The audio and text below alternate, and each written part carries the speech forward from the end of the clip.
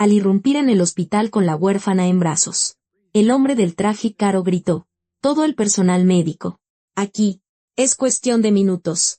Tras preparar el quirófano, los médicos miraban a la joven que se desvanecía, sin saber cómo ayudarla, pero de repente, la chica recuperó la conciencia por un instante y dijo una sola frase.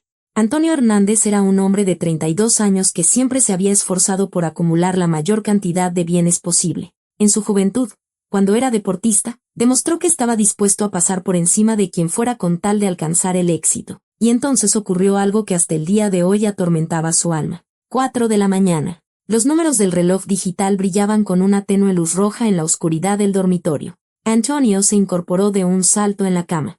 Su pecho subía y bajaba con una respiración agitada. Un sudor frío le corría por la espalda, empapando su pijama de seda. El corazón le latía tan fuerte que estaba seguro de que Sofía se despertaría. Otra vez esa maldita pesadilla. Siempre la misma. Siempre a las 4 de la mañana. Apartó con cuidado el edredón, tratando de no molestar a su esposa. Sofía yacía de costado, con su cabello rubio esparcido sobre la almohada. Su rostro se veía sereno mientras dormía. Antonio, a sus 32 años, envidiaba esa tranquilidad. ¿Cuándo había sido la última vez que durmió sin pesadillas? 2 años atrás. 3. 10. Sus pies descalzos tocaron el frío piso de madera. La casa en una colonia prestigiosa de la Ciudad de México le había costado una fortuna, pero ni las paredes más caras podían protegerlo de los fantasmas del pasado. Antonio se levantó lentamente, sintiendo cómo le temblaban las rodillas. La maldita pesadilla lo había dejado destrozado una vez más. La cocina lo recibió con la luz tenue de los faroles de la calle. La gran ciudad nunca dormía de verdad, e incluso a esa hora tan temprana, se oía a lo lejos el zumbido de algunos autos. Antonio abrió el grifo, llenó un vaso con agua fría y bebió con avidez. La sed no se calmaba. Todavía tenía en la boca el sabor metálico del miedo. Se dejó caer en un taburete junto a la isla de la cocina y cerró los ojos. Los recuerdos brotaron a raudales. A pesar de todos sus intentos por detenerlos. Una noche de lluvia, 12 años atrás. El agua caía a cántaros, convirtiendo las calles en un caos de reflejos y charcos. Antonio tenía entonces solo 20 años. Estudiaba en la universidad y quería demostrarle desesperadamente a su padre que era digno de trabajar en el negocio familiar. La empresa de Román Hernández prosperaba. Un imperio de la construcción que había levantado la mitad de los rascacielos del distrito financiero de Santa Fe. ¿Crees que todo te va a llegar por sí solo? Hijo, le había dicho su padre entonces, sentado detrás del imponente escritorio de caoba en su oficina. Los negocios no son un juego. Aquí cada error cuesta millones. Lo entiendo. Papá, dame una oportunidad y te lo demostraré. ¿Demostrarlo? Román Hernández sonrió con escepticismo. De acuerdo. Mañana tienes una reunión con Leonardo, de Flaven Development. Si arruinas el trato, olvídate de un lugar en mi compañía. Pero nada salió según lo planeado. Antonio llegó media hora tarde a la reunión. La razón fue estúpida. Había estado corriendo por las calles inundadas en su auto deportivo, intentando impresionar a una chica de la universidad. El coche derrapó en una curva y se estrelló contra un vehículo estacionado. Cuando Antonio finalmente llegó a la oficina, Leonardo ya se iba. Joven Hernández, dijo el socio con frialdad. La puntualidad es la base de la etiqueta empresarial. Me temo que buscaremos un contratista más fiable. Un trato de 800 millones de pesos se había perdido. Su padre lo miró con tanto desprecio que Antonio sintió que se lo tragaba la tierra. No solo llegaste tarde, siseó Román Hernández entre dientes. También provocaste un accidente. Creíste que no me enteraría. Héctor Ramos ya presentó una denuncia. Dice que te diste a la fuga sin siquiera asegurarte de que no estuviera herido. Papá, ¿puedo arreglarlo todo? No, ya es suficiente. Debes responder por tus actos como un hombre. Pero Antonio no podía aceptar el fracaso. Decidió actuar por su cuenta. Demostrarle a su padre que era capaz de resolver el problema. El plan parecía simple. Encontrar a ese tal Héctor y convencerlo de que retirara la denuncia. ¿Quizás ofrecerle dinero por los daños? Encontrar la dirección no fue difícil. Héctor Ramos vivía en una casa modesta. Antonio llegó allí en una tarde fría y lluviosa, cuando el agua convertía el asfalto en un espejo oscuro. Había una luz encendida en la casa. Antonio llamó a la puerta. El corazón le latía con furia. No estaba acostumbrado a resolver los problemas personalmente. Normalmente, su padre o los abogados se encargaban de todo. La puerta la abrió un hombre de unos 40 años, vestido con ropa de trabajo. Tenía el rostro cansado. En la frente, una pequeña herida, la marca del accidente. ¿Es usted Héctor Ramos?, preguntó Antonio, tratando de sonar seguro. Sí. ¿Y usted quién es? Antonio Hernández. Vengo por el accidente. Me gustaría arreglar las cosas pacíficamente. El rostro de Héctor se endureció. Así que fue usted quien se escapó sin siquiera detenerse. ¿Sabe cuánto me va a costar reparar el coche? Y además tuve que pedir una incapacidad por la contusión. Mire, estoy dispuesto a compensar los daños. Antonio sacó su teléfono para transferir el dinero. Dígame una cantidad. Solo retire la denuncia. No se trata solo del dinero. Muchacho, usted violó la ley. Huyó del lugar del accidente, pero nadie resultó gravemente herido. ¿Y si hubiera sido así? ¿Y si mi hijita hubiera estado en el coche? La voz de Héctor se volvía cada vez más dura. A ustedes, los riquillos, todo se les perdona, pero esta vez no. Antonio sintió que la ira hervía en su interior. Todo el día soportando el desprecio de su padre, el trato fallido, y ahora este obrero dándole lecciones. ¿Cuánto? Dijo entre dientes. 1.000.000, 2. Lárguese de mi casa y rece para que el juez tenga piedad de usted. Algo se rompió en la cabeza de Antonio. Años de ira reprimida. El deseo de demostrar su poder. El miedo a la furia de su padre. Todo se fusionó en un sentimiento abrasador. Empujó a Héctor, quien retrocedió hacia el interior de la casa. «Vas a retirar esa maldita denuncia», gritaba Antonio, agitando los brazos. «No voy a permitir que un mecánico me arruine la vida. Lárguese o llamaré a la policía». En el bolsillo de su saco llevaba una pistola. Antonio la había portado durante los últimos meses. En la universidad corrían rumores de asaltos a estudiantes de familias adineradas. El arma le daba una sensación de seguridad, de poder. Ahora la sacó, casi inconscientemente. «Retirarás la denuncia», siseó Antonio, apuntando a Héctor.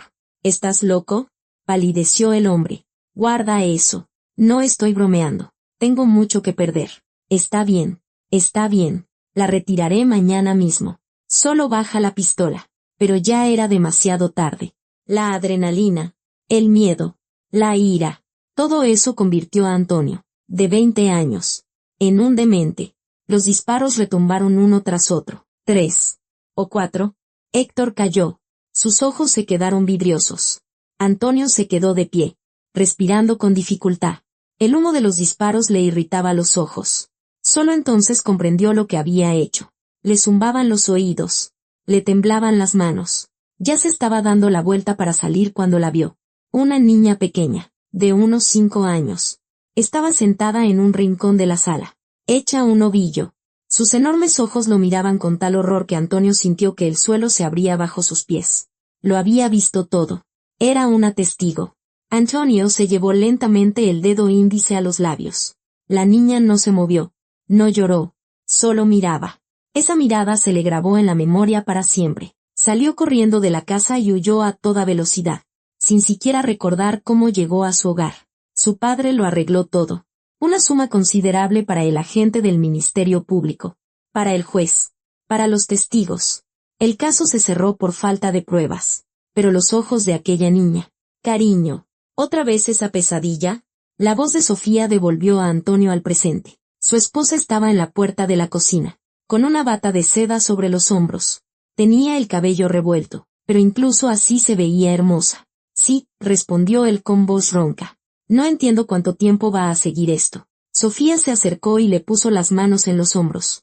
Sus caricias siempre lo calmaban, pero hoy ni siquiera eso ayudaba. ¿Por qué no vas a ver al doctor Fuentes?, sugirió ella suavemente. Ese psicoterapeuta ha ayudado a muchas personas famosas. Dicen que hace milagros con el estrés postraumático. Sofía, no estoy loco. Antonio se levantó bruscamente de la silla, apartándose de su esposa. ¿Cuántas veces te he dicho que no voy a pedir ayuda donde no pueden dármela? ¿Pero por qué estás tan seguro?, se sorprendió ella, dando un paso atrás. Ni siquiera lo has intentado. Porque lo sé, estalló Antonio. Hay cosas que no se pueden arreglar con palabras. Hay pecados que no se pueden perdonar. Sofía lo miraba con dolor en los ojos. En 3 años de matrimonio, nunca había logrado entender que atormentaba a su esposo. Antonio ocultaba su pasado meticulosamente. Nadie debía saber la verdad. Dejemos este tema. Apretó los dedos en un puño, sintiendo la tensión en sus músculos. Quiero irme temprano a la oficina. Necesito preparar los papeles para la negociación con los coreanos. Pero apenas son las 5 de la mañana. De todos modos, no voy a poder dormir. Mejor me pongo a trabajar. Sofía suspiró, comprendiendo que era inútil discutir. Cuando a Antonio le daban esos ataques, se volvía impenetrable. Está bien, pero prométeme que si empeora, buscarás ayuda. Antonio asintió, sin mirarla. Ya se dirigía a la salida cuando Sofía lo detuvo. Antonio, te amo. Sea lo que sea que haya pasado, lo superaremos juntos. Él se detuvo en el umbral. Si ella supiera la verdad, si supiera que era un asesino, que sus manos estaban manchadas con la sangre de un hombre inocente. El amor de Sofía era el único punto de luz en su vida, y no podía permitirse perderlo. Yo también te amo, dijo en voz baja, más que a mi vida. Pero incluso al pronunciar esas palabras, Antonio sabía que el pasado, tarde o temprano, lo alcanzaría, y cuando eso sucediera, lo perdería todo. El edificio de 20 pisos en el corazón de la ciudad recibió a Antonio con su silencio habitual. El guardia del vestíbulo levantó la vista de su periódico, sorprendido. Normalmente, los primeros empleados no llegaban antes de las 7. Buenos días, señor Hernández, lo saludó don Ramiro, un guardia mayor que llevaba más de 20 años trabajando en la empresa. Qué temprano hoy. Hay mucho trabajo, Ramiro, respondió Antonio brevemente, dirigiéndose al elevador. Los coreanos no esperan. Su reflejo en las puertas de espejo del elevador se veía agotado. Ojeras oscuras, piel pálida, labios apretados con nerviosismo. Ni siquiera el traje caro podía ocultar las huellas de la noche en vela. 10º piso. La oficina de constructora Hernández y Asociados ocupaba toda la planta, pero ahora reinaba un silencio sepulcral. Solo el zumbido monótono del aire acondicionado y el lejano ruido de la ciudad despertando más allá de los ventanales panorámicos. Antonio pasó junto a los escritorios vacíos de sus empleados hacia su oficina en el extremo más alejado. Una oficina de esquina con vistas a la ciudad. El símbolo de su éxito, el que había logrado en los últimos años. Tras la muerte de su padre 3 años atrás, heredó la empresa y la convirtió en una de las constructoras más rentables del país. Encendió la computadora, pero la pantalla le pareció borrosa. Las letras se desdibujaban ante sus ojos. Antonio se reclinó en su sillón de piel y cerró los ojos, intentando ordenar sus pensamientos. Pero en lugar de calma, lo invadió la misma oleada de recuerdos. «Maldita sea», explotó, golpeando la mesa con el puño. «¿Cuánto tiempo más voy a seguir viendo tus ojos?» En el silencio de la oficina, su grito sonó especialmente fuerte. Antonio miró a su alrededor, comprobando si alguien lo había oído.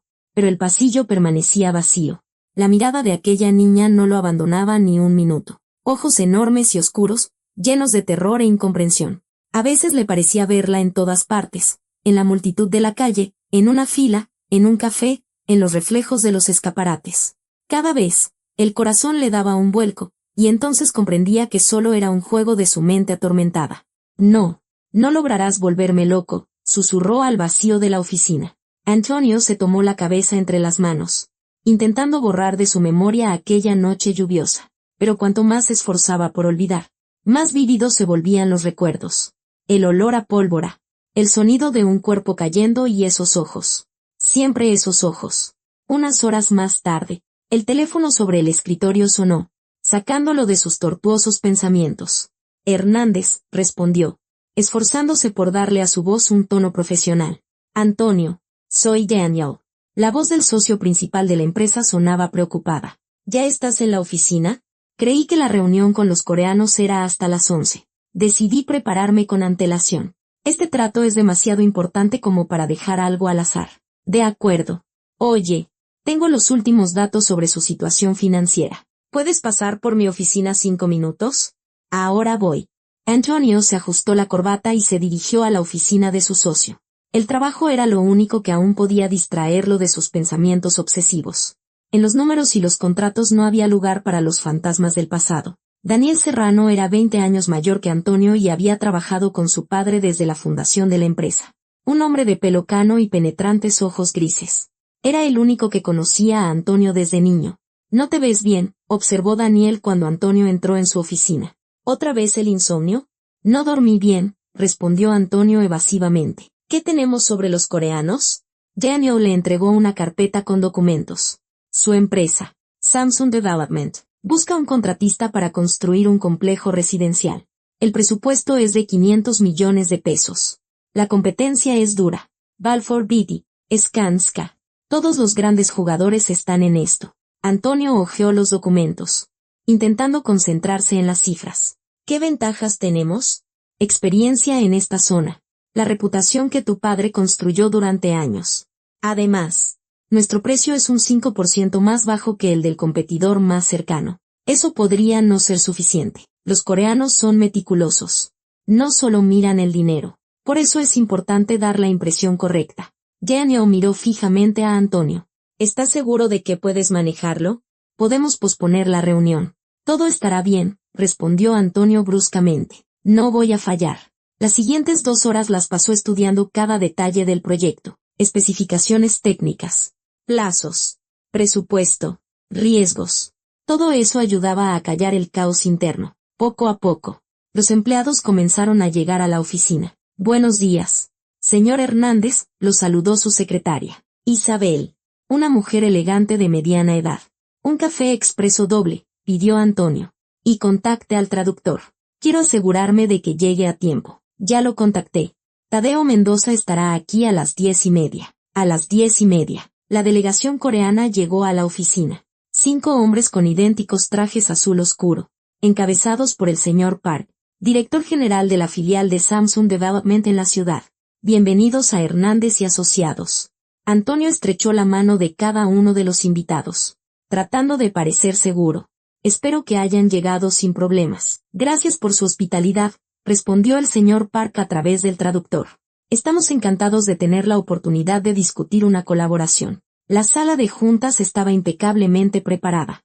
Materiales de presentación, maquetas de proyectos anteriores, flores frescas sobre la mesa, todos los detalles que podrían influir en la decisión de los socios potenciales. Señor Park, permítame mostrarle lo que distingue a nuestra empresa de la competencia, comenzó Antonio, encendiendo el proyector.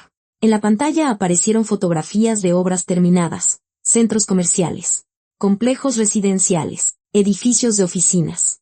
Cada proyecto había sido entregado a tiempo y dentro del presupuesto. Impresionante, asintió Park. Pero no solo nos interesa su experiencia. Háblenos de su enfoque en la gestión de proyectos. Antonio sintió que la tensión comenzaba a disminuir. Este era su elemento. Conocía el negocio de la construcción como la palma de su mano. Utilizamos la metodología de construcción esbelta, explicaba, pasando de una diapositiva a otra. Esto nos permite reducir los plazos en un 20% y minimizar los residuos. ¿Y qué hay del control de calidad? Tenemos un sistema de verificación de 3 niveles. Cada etapa pasa por una evaluación independiente. En los últimos 5 años, no hemos tenido ni una sola queja seria de nuestros clientes. Uno de los representantes coreanos le dijo algo rápidamente a Park en su idioma. El traductor se inclinó hacia Antonio. Preguntan por sus subcontratistas. ¿Todos tienen las licencias necesarias? Por supuesto. Solo trabajamos con socios de confianza. Puedo proporcionarles una lista completa con sus certificaciones. La reunión llevaba ya 1 hora y media. Los coreanos hacían numerosas preguntas técnicas. Aclaraban detalles. Pedían explicaciones.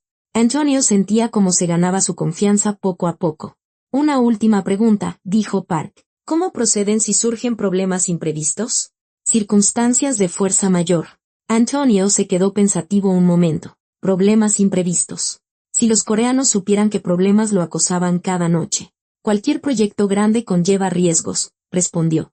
Lo principal es la honestidad con el cliente y la disposición a asumir la responsabilidad de nuestras acciones. Si algo sale mal, no intentamos culpar a otros. Encontramos una solución y compensamos las posibles pérdidas. Responsabilidad por nuestras acciones. Esas palabras resonaron con dolor en su pecho. ¿Cuándo había asumido él una verdadera responsabilidad por última vez? Me gusta su enfoque, sonrió Park. Necesitamos un socio en el que podamos confiar. Después de que la delegación coreana se fuera, Antonio se quedó solo en la sala de juntas. La adrenalina todavía le corría por las venas. Sentía que el trato estaba prácticamente en su bolsillo. Tal éxito debería haberle alegrado, pero en su lugar solo sentía un vacío. Daniel se asomó a la sala. ¿Cómo fue? Creo que bien. Darán una respuesta mañana. Excelente. Por cierto, llamó Sofía. Pidió que te dijera que se quedará hasta tarde en la galería. Está preparando una nueva exposición. Antonio asintió. Sofía trabajaba como curadora en una galería de arte. Su mundo estaba lleno de belleza. Todo lo contrario al caos que reinaba en su cabeza. Antonio, Daniel no se iba. Obviamente con la intención de decir algo importante. Sabes, trabajé con tu padre muchos años. Lo vi pasar por momentos difíciles. ¿A qué quieres llegar? A que a veces el pasado no nos deja en paz. Román también sufría de insomnio, especialmente en sus últimos años. Decía que algunas decisiones nos persiguen hasta el final de la vida. Antonio se quedó helado. ¿Acaso a su padre también lo atormentaba aquel incidente? ¿Acaso él tampoco pudo acallar su conciencia y luchó contra ella de todas las formas posibles? ¿Qué decía exactamente? Que lo más difícil en los negocios no es el dinero o la competencia. Lo más difícil es vivir con las consecuencias de tus decisiones, especialmente aquellas que afectan a la familia. Las palabras de su socio sonaron como una sentencia. Antonio sintió un nudo en la garganta. Si necesitas ayuda, continuó Daniel, que sepas que no estás solo. La empresa, los empleados, los amigos, todos estamos de tu lado. Gracias, respondió Antonio con voz ronca. Pero hay cosas que un hombre debe superar por sí mismo. Después de que Daniel se fuera, se quedó sentado un largo rato en la sala de juntas vacía. Afuera, el día se extinguía. En las calles, las luces de la ciudad comenzaban a encenderse. La vida seguía su curso, ajena a los secretos que ocultaban las torres de cristal de los centros corporativos. El teléfono en su bolsillo vibró. Un mensaje de la secretaria de la compañía coreana. El señor Park me pide que le informe. La decisión está tomada. Espere una llamada mañana por la mañana con buenas noticias. El trato estaba cerrado. 1.500 millones de pesos. El contrato más grande en la historia de la empresa. Antonio debería estar celebrando, pero solo sentía cansancio. Se levantó y se acercó a la ventana. Abajo, en la acera de enfrente, un rostro familiar brilló entre la multitud de transeúntes. Una niña de unos 5 años con cabello oscuro lo miraba directamente. Los mismos ojos. La misma mirada. El corazón se le aceleró como un loco. Antonio se frotó los ojos y volvió a mirar. Nadie. Solo la multitud habitual de gente que se apresuraba a casa. Basta, susurró. Deja de atormentarme. Pero sabía que los fantasmas del pasado no desaparecerían hasta que encontrara una forma de enfrentarlos, o hasta que lo volvieran completamente loco. Antonio recogió sus documentos y se dirigió a la salida. Le esperaba otra noche de insomnio, otro día de lucha contra su propia conciencia. Pero hoy había logrado ganar al menos una batalla, cerrar un trato que aseguraría el futuro de la compañía. Una pequeña victoria en la gran guerra contra sí mismo. Antonio estaba de pie en las escaleras del edificio de oficinas, mirando el cielo gris cubierto de nubes. El viento fresco le agitaba la corbata, y en su cabeza daban vueltas los pensamientos sobre lo grosero que había sido con Sofía por la mañana. Sacó su teléfono y marcó un número familiar. Sofía, fui un grosero contigo esta mañana. Su voz sonaba insegura, con notas de arrepentimiento. Quiero disculparme. ¿Qué te parece si cenamos en un restaurante?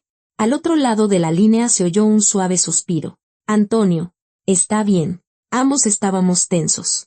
No, Sofía, quiero compensártelo. Nos vemos en tu restaurante favorito en 1 hora. De acuerdo. En su voz se oyó un tono cálido. Nos vemos, cariño. El restaurante estaba bañado en una suave luz dorada. Las lámparas de cristal se reflejaban en las superficies pulidas, y una música clásica tranquila creaba una atmósfera acogedora. Antonio ya estaba sentado en una mesa junto a la ventana, jugueteando nervioso con la servilleta, cuando vio a Sofía. Estaba preciosa, como siempre. Su cabello rubio enmarcaba suavemente su rostro, y en sus ojos brillaba una luz misteriosa. Sofía se acercó a la mesa y Antonio se levantó para correrle la silla. Te ves espectacular, susurró, besándola en la mejilla. Gracias. Sofía se sentó y lo miró con ternura. Tú también te ves bien. A pesar del día difícil, el mesero se acercó, listo para tomar la orden. Tráiganos una botella de su mejor champaña, pidió Antonio, intentando darle a la velada un aire festivo. No, respondió Sofía con una rapidez inesperada. Para mí solo agua mineral. Por favor. Antonio miró a su esposa. Sorprendido. Sofía rara vez rechazaba una copa de vino espumoso. ¿Te sientes mal? Sofía negó con la cabeza. En su rostro apareció una sonrisa enigmática. Extendió la mano y cubrió la de él con la suya. Cariño, vamos a tener un bebé. El tiempo pareció detenerse. Antonio la miró a los ojos, sin poder creer lo que oía. El ruido del restaurante se desvaneció, y solo escuchaba el latido de su propio corazón. ¿Hablas? ¿Hablas en serio? Sí. Sofía asintió. Su sonrisa se hizo aún más amplia. Fui al médico esta mañana. Por eso estaba tan distraída. Antonio sintió como una sonrisa se extendía por su rostro. Levantó la mano de ella hasta sus labios y la besó con ternura. Sofía, soy tan feliz. Vamos a ser padres. Las lágrimas de alegría le nublaron la vista. Todos los problemas del trabajo, todo el estrés, todo perdió importancia. Ahora solo existía ella, su amor y su futuro hijo. Mesero, llamó al joven de Filipina Blanca. Cambie la champaña por su mejor whisky. Y que sea doble. Sofía se rió. Antonio, quizás no deberías excederte con el alcohol. Hoy es un día especial. Mi amor, quiero celebrarlo como se debe. Durante la cena, hicieron planes. Antonio hablaba de cómo decorarían el cuarto del bebé, qué escuela elegirían, cómo pasarían los fines de semana en familia. Sofía lo miraba con adoración, corrigiendo a veces sus planes demasiado ambiciosos. ¿Y si primero esperamos a que nazca? Reía ella. Pero es tan agradable planear. Antonio tomó otro sorbo de whisky. Sabes, quiero ser el mejor padre del mundo. Seguro que lo serás. Sofía le apretó la mano con ternura. La noche pasó volando. Antonio se permitió varias copas de whisky de primera, disfrutando del momento de felicidad. Cuando se disponían a irse, Sofía lo miró con atención. Cariño, quizás debería conducir yo. Creo que bebiste un poco de más. Antonio quiso protestar, pero al mirarse en el espejo de la salida, comprendió que tenía razón. Sus mejillas ardían y sus movimientos no eran tan precisos como de costumbre. Supongo que tienes razón. Hoy el coche está en tus manos. Mi amor. Sofía se sentó al volante de su sedán plateado. Antonio se acomodó a su lado, reclinándose en el asiento y cerrando los ojos. La felicidad lo desbordaba. Un hijo. Su hijo. ¿En qué piensas? Preguntó Sofía. Arrancando. ¿En nosotros? ¿En el bebé? En lo maravillosa que eres, murmuró él, sin abrir los ojos. Sofía sonrió y se concentró en el camino. El tráfico nocturno no era demasiado denso, y avanzaban suavemente por la ruta familiar. ¿Sabes? Dijo ella, pensativa. Estuve toda la mañana preocupada por cómo reaccionarías a la noticia. ¿Y yo? Yo estoy increíblemente feliz, la interrumpió Antonio. Sofía, ni siquiera te imaginas. Sus palabras fueron interrumpidas por un grito agudo de su esposa. Antonio, los frenos. Abrió los ojos bruscamente y vio a una mujer con una joven cruzar corriendo la calle justo delante de ellos. Sofía giró el volante, pero ya era demasiado tarde. Un golpe. El sonido de cristales rotos. Gritos. El coche se detuvo. Antonio sintió la sangre correr por su frente, producto del golpe contra el tablero.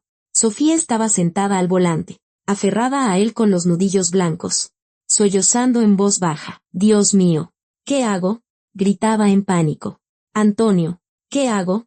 Él miró a su alrededor rápidamente. El mismo cruce, las mismas luces. 12 años atrás. Había tenido un accidente en ese mismo lugar. Y ahora, Sofía, escúchame con atención. Su voz era decidida. A pesar del alcohol en su sangre, cambiamos de lugar. Ahora mismo. ¿Qué? Antonio? No entiendo. Yo conducía. Yo estaba borracho. ¿Entiendes? Por nuestro hijo. Rápidamente cambiaron de lugar. Antonio salió del coche y corrió hacia el lugar del accidente. Sobre el asfalto yacía una mujer de mediana edad. Su cabeza estaba girada en un ángulo antinatural. A unos metros, yacía una joven de unos 17 años. Respiraba, pero estaba inconsciente. Antonio se arrodilló junto a la mujer y le tomó el pulso en el cuello. Nada. El corazón se le encogió de terror. Está muerta, susurró, poniéndose de pie. Antonio corrió hacia la joven. Estaba pálida. Su respiración era superficial, pero tenía pulso. No había heridas visibles en su rostro, solo un pequeño rasguño en la frente. Señorita, ¿me oye? La sacudió suavemente por el hombro. La chica no respondía. Antonio la levantó en brazos con cuidado. Era ligera como una pluma. A la luz de los faroles, Pudo distinguir su rostro, joven, de rasgos regulares, pero ahora desfigurado por el sufrimiento, incluso en su inconsciencia. Antonio irrumpió en la sala de urgencias del hospital, llevando a la joven en brazos. Su traje caro estaba manchado de sangre, la corbata arrancada, pero nada de eso importaba ahora. Todo el personal médico. Aquí, gritó, y su voz resonó por los pasillos. Es cuestión de minutos. Unas enfermeras con una camilla corrieron hacia él. Antonio colocó a la joven con cuidado. ¿Qué pasó?, preguntó la jefa de enfermeras, examinando rápidamente a la víctima. Accidente de tráfico. Perdió el conocimiento en el lugar, respondió Antonio. Tiene pulso. Respira normal, pero no reacciona a nada. Nosotros nos encargamos, aseguró un médico que se acercó corriendo. ¿Es usted familiar? No, yo conducía. La voz de Antonio se quebró. El médico lo miró con atención. ¿Usted también necesita ayuda? Tiene una herida en la frente. Yo estoy bien. Ayúdenla a ella. La camilla fue llevada rápidamente a un quirófano. Antonio se quedó de pie en el pasillo, sintiendo como las lágrimas le corrían por las mejillas. Tras preparar el quirófano, los médicos miraban a la joven huérfana que se desvanecía, sin saber cómo ayudarla, pero de repente, la chica recuperó la conciencia por un instante y dijo una sola frase. A mi mamá la atropelló una mujer. Y él mató a mi papá. La joven volvió a perder el conocimiento. Los médicos le pusieron un suero y le hicieron un chequeo. Su vida no corría peligro. El sol de la mañana apenas se filtraba a través de las gruesas persianas del hospital, tiñendo la blancura estéril de la habitación con suaves tonos dorados. Eva Ramos yacía en la estrecha cama, con la mirada perdida en el techo. Su brazo derecho estaba vendado y en su rostro había moretones violáceos, recordatorios de la tragedia ocurrida la noche anterior. La chica no había dormido en toda la noche. En su cabeza, los acontecimientos de ese día terrible se repetían una y otra vez. El sonido de la puerta al abrirse la hizo sobresaltarse. Un hombre de mediana edad, con un traje gris oscuro, ojos cansados y una pequeña libreta en la mano, entró en la habitación. Su rostro expresaba una compasión profesional, mezclada con una severa determinación. Señorita Ramos, dijo en voz baja, acercándose a la cama. Soy el detective Gabriel Lozano, del Ministerio Público. Entiendo que este es un momento muy difícil, pero necesito hablar con usted sobre lo que pasó. Eva giró lentamente la cabeza hacia él. Tenía los ojos rojos de tanto llorar y los labios le temblaban por las emociones contenidas. Detective Lozano, susurró con voz ronca. Dígame. ¿Mi mamá? Ella. Lozano suspiró pesadamente y se sentó en una silla junto a la cama. Había visto mucho dolor en su carrera, pero cada vez tenía que aprender de nuevo a pronunciar esas palabras terribles. Eva, lo siento mucho, comenzó, y su voz sonaba sinceramente compasiva. Su madre falleció en el lugar del accidente. Los médicos hicieron todo lo posible, pero las heridas eran demasiado graves. La joven cerró los ojos y nuevas lágrimas rodaron por sus mejillas. Ya lo sabía. En algún lugar de su interior comprendía que el milagro no ocurriría, pero escucharlo oficialmente, el dolor se extendió por su pecho como metal fundido. Entiendo que le resulte difícil hablar de esto, continuó el detective, abriendo su libreta, pero necesito aclarar todas las circunstancias del suceso. Cuénteme qué pasó. ¿Qué recuerda de ese momento? Eva abrió los ojos de golpe, y en ellos brilló la furia. Intentó incorporarse en la cama, haciendo una mueca de dolor por la cabeza. Fueron ellos, exclamó, señalando con su mano vendada hacia la ventana. Estábamos cruzando la calle por el paso de peatones, con el semáforo en verde. Ella iba al volante de ese maldito coche. Lozano anotaba cada palabra, levantando la vista de vez en cuando hacia la chica alterada. Usted dice, ella, aclaró. ¿Puede describir a la conductora con más detalle? Una mujer, rubia, con un vestido caro. Eva hablaba cada vez más rápido. Las emociones la desbordaban. Pero el señor Antonio Hernández afirma que él conducía, dijo el detective pensativo, hojeando sus notas. No, lo interrumpió la joven bruscamente. Esa familia vuelve a mentir. Siempre mienten. Lozano enarcó las cejas, sorprendido. En la voz de la chica no solo había dolor por la pérdida reciente, sino también un odio antiguo y profundo. ¿Vuelve a mentir?, repitió. ¿De qué habla, señorita Ramos? Eva respiraba con dificultad, tratando de controlarse. Se secó las lágrimas con el dorso de la mano y miró al detective directamente a los ojos. La que conducía era la mujer, dijo lenta y claramente. Luego cambiaron de lugar a propósito, mientras nosotras estábamos tiradas en el asfalto. Yo lo vi todo. No perdí el conocimiento de inmediato. La voz de la chica temblaba, los recuerdos afloraban con una claridad dolorosa. Mi mamá se desangraba a mi lado, y ellos. Ellos simplemente cambiaron de lugar con toda la calma, como si fuera un ensayo, como si ya supieran qué hacer en una situación así. Lozano frunció el ceño, tomando notas rápidamente. Esos detalles podían cambiar radicalmente el curso de la investigación. Pero eso no es todo, continuó Eva. Y su voz se volvió cada vez más histérica. Él también es culpable. Por su culpa perdí a mi padre cuando solo tenía 5 años. El detective levantó la cabeza de su libreta, claramente desconcertado. Disculpe. No entiendo la conexión. ¿De quién habla? De ese hombre. Casi gritó la chica. Hace 12 años mató a mi padre y luego sobornó a la justicia. Mi mamá siempre decía que los ricos pueden taparlo todo, solo hay que darle dinero a quien corresponde. Las lágrimas volvieron a correr por sus mejillas, pero ahora no solo había dolor en ellas, sino también una rabia impotente. Ayúdeme, susurró, extendiendo su mano sana hacia el detective. La justicia tiene que prevalecer, al menos esta vez. En ese momento, la puerta de la habitación rechinó suavemente y en el umbral apareció una figura alta con un traje oscuro y caro. Antonio Hernández entró, sosteniendo un ramo de lirios blancos y una pequeña caja de bombones. En su rostro se leía una sincera compasión, mezclada con una apenas perceptible inquietud. Cuando sus miradas se encontraron, el tiempo pareció detenerse. Un escalofrío recorrió el cuerpo de Antonio. Esa mirada, llena de odio y dolor, le resultó familiar. En algún lugar de las profundidades de su memoria, surgió un vago recuerdo, y de inmediato supo dónde podría haber visto a esa chica. ¿Vas a pagar de nuevo para evitar el castigo?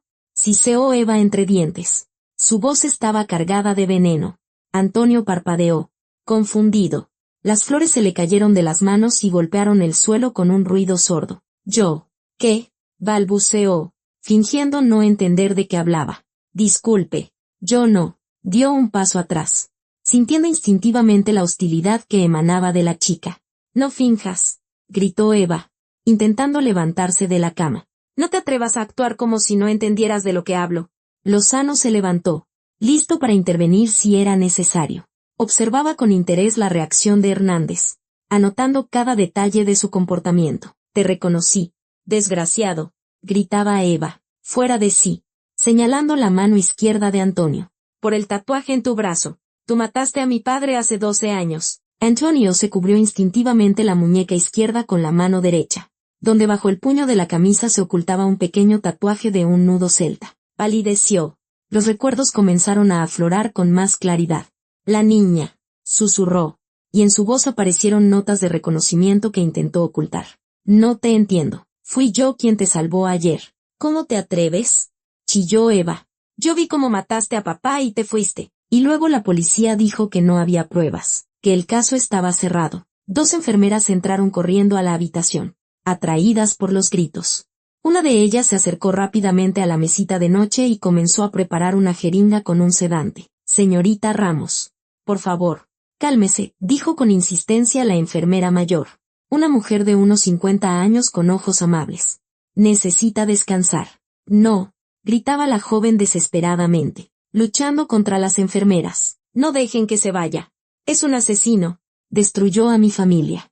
Antonio se quedó paralizado, observando la escena. Los recuerdos de aquella noche de hacía 12 años emergían cada vez con más claridad. La lluvia. El intento de hablar con el hombre. La furia. Los disparos. La enfermera más joven le administró con cuidado el sedante en el catéter de la mano a Eva. El fármaco hizo efecto rápidamente. Los gritos de la chica se volvieron más suaves. Sus movimientos más lánguidos. No te dejaré escapar, murmuraba, luchando contra la somnolencia que la invadía. Esta vez no. Unos minutos después, Eva se durmió. Su rostro se relajó, pero incluso en sueños, el dolor estaba escrito en él. Las enfermeras abandonaron la habitación en silencio, lanzando miradas de desaprobación a Antonio. El detective observó toda la escena en silencio, tomando notas en su libreta. Cuando la calma volvió a la habitación, se dirigió a Antonio. Señor Hernández, dijo con frialdad, creo que tenemos mucho de qué hablar.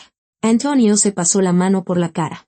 sintiendo el sudor en la frente a pesar del frescor de la habitación.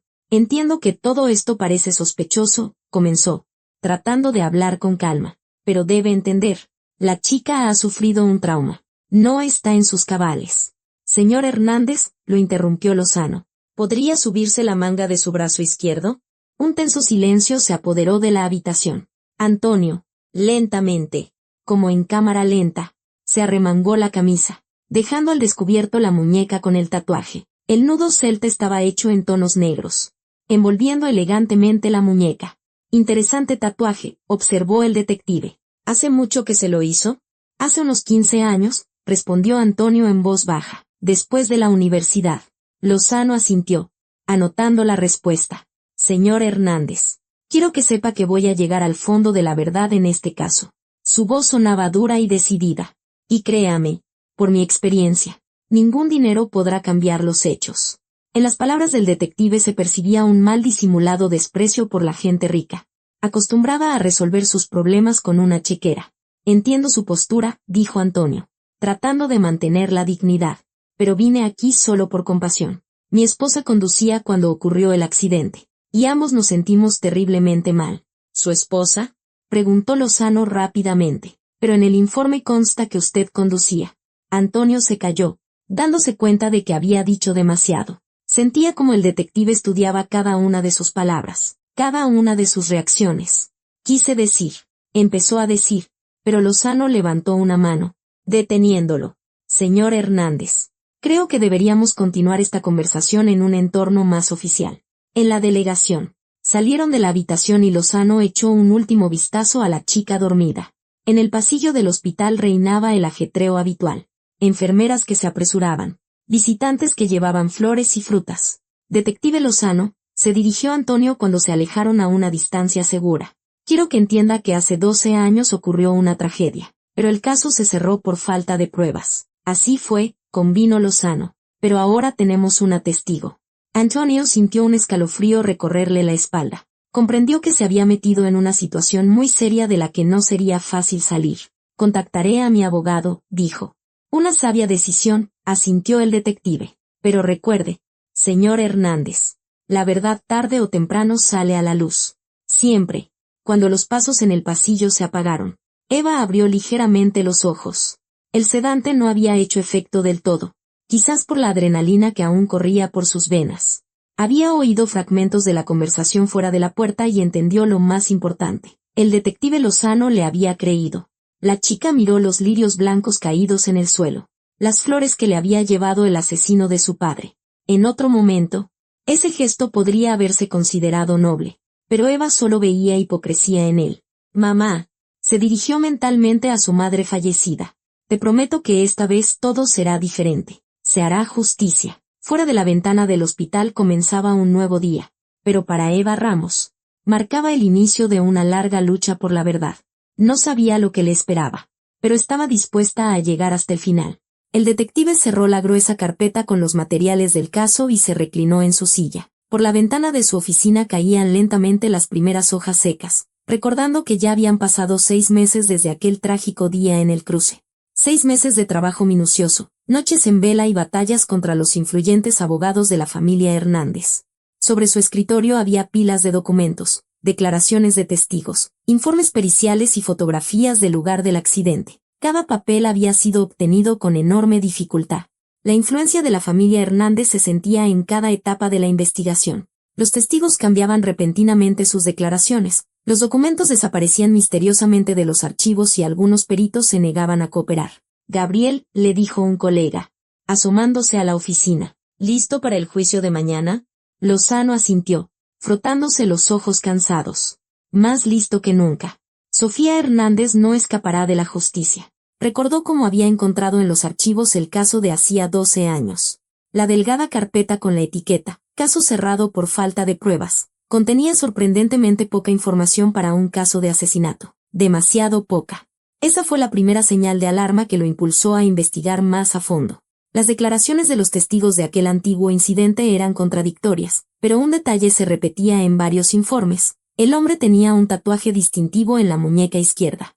Por alguna razón, esa información no había sido debidamente registrada en el protocolo final. La sala del tribunal estaba abarrotada.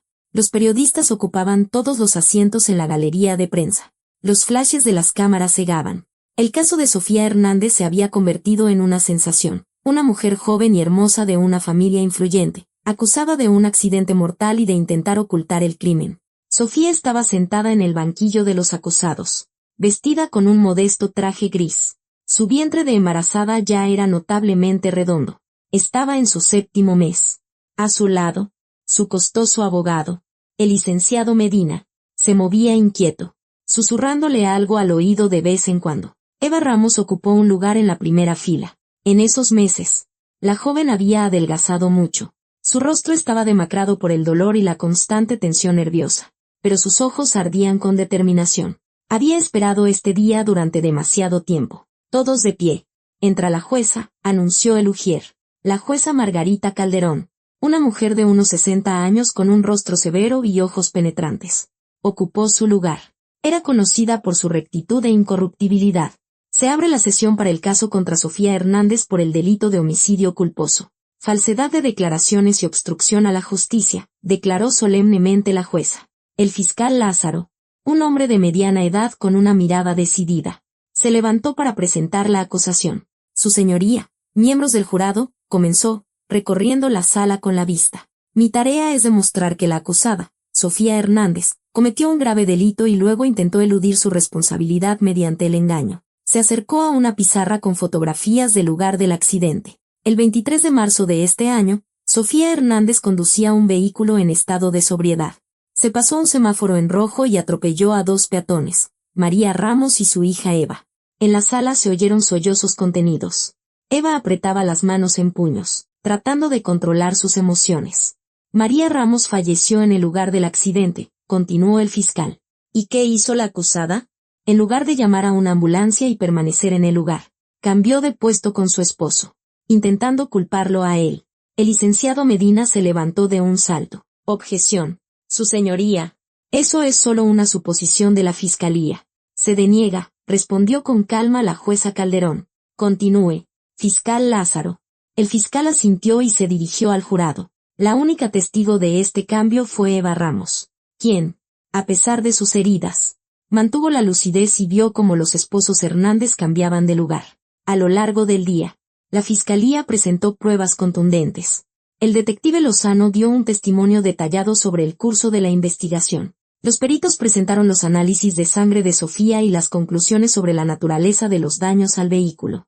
Cuando llegó el turno de la testigo de cargo, Eva se levantó lentamente y se dirigió al estrado. Le temblaban las piernas, pero su voz sonó firme. Señorita Ramos, le dijo amablemente el fiscal, cuéntele al tribunal lo que vio el día del accidente. Mi mamá y yo cruzábamos la calle con el semáforo en verde, comenzó Eva, mirando directamente al jurado. De repente, un coche se nos vino encima a gran velocidad.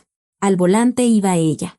La joven se giró y señaló a Sofía. Caí, pero no perdí el conocimiento de inmediato. Y vi cómo esa mujer salía del asiento del conductor y cómo su esposo ocupaba su lugar.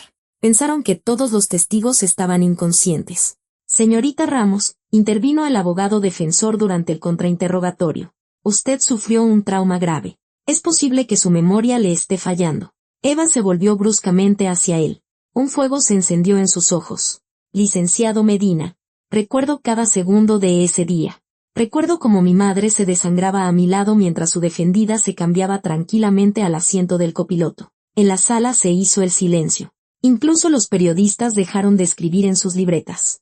No más preguntas, dijo el abogado en voz baja, cuando el jurado se retiró a deliberar. Sofía Hernández rompió a llorar por primera vez en todo el proceso. Se abrazó el vientre, como si intentara proteger a su hijo nonato de la desgracia que se avecinaba. Sofía, le susurró su abogado, hice todo lo que pude, pero las pruebas son demasiado contundentes. 2 horas después, el jurado regresó con un veredicto. En el caso contra Sofía Hernández, anunció solemnemente el presidente del jurado, declaramos a la acusada culpable de todos los cargos. Sofía se desmayó. Antonio, que estaba sentado en la sala, se abalanzó hacia su esposa, pero los guardias no lo dejaron pasar. La jueza Calderón golpeó con el mazo, restableciendo el orden, considerando el embarazo de la acusada y la ausencia de antecedentes penales.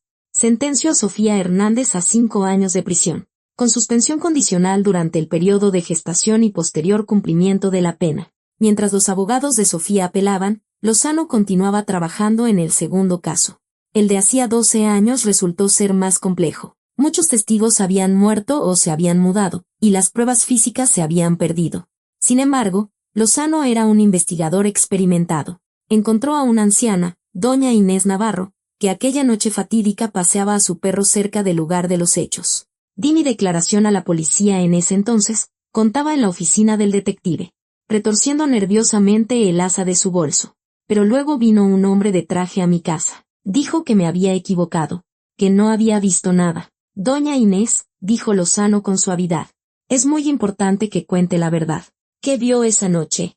La anciana suspiró profundamente. Vi a un joven llegar a casa de mis vecinos. Y luego oí 4 disparos. Las lágrimas asomaron a sus ojos. Esa imagen me ha perseguido todos estos años. Debería haber insistido en mi declaración entonces. Pero tuve miedo. Lozano encontró a otros testigos que en su momento fueron intimidados o sobornados. Poco a poco, la imagen de aquella lejana noche se fue reconstruyendo. El juicio de Antonio Hernández se celebró unas semanas después del de su esposa. Para entonces, Sofía ya estaba en la cárcel. Había sufrido un aborto espontáneo en el 7º mes. Y los médicos la declararon apta para cumplir su condena. Antonio parecía haber envejecido 10 años. La pérdida de su hijo y el encarcelamiento de su esposa lo habían destrozado. Ya no era aquel empresario seguro de sí mismo que medio año atrás había llevado flores a una habitación de hospital. Señor Hernández, se dirigió a él el fiscal. Hace 12 años usted cometió un homicidio y huyó del lugar. ¿Admite su culpabilidad? Antonio guardó un largo silencio, con la vista fija en el suelo. La sala esperaba su respuesta. Sí, dijo finalmente en voz baja, admito mi culpa. Maté a ese hombre y destruí la vida de su familia. Un murmullo de sorpresa recorrió la sala. Incluso su abogado miró desconcertado a su cliente. Señor Hernández, intervino la jueza. ¿Comprende las consecuencias de sus palabras? Lo comprendo, su señoría, asintió Antonio. Intenté olvidar lo que hice. Tenía pesadillas. No podía vivir en paz. Y cuando ocurrió el accidente de mi esposa, supe que era mi castigo. Levantó la vista y miró a Eva, que estaba sentada en la primera fila. No pido perdón, porque sé que no lo merezco. Estoy listo para recibir mi castigo. Las declaraciones fueron breves.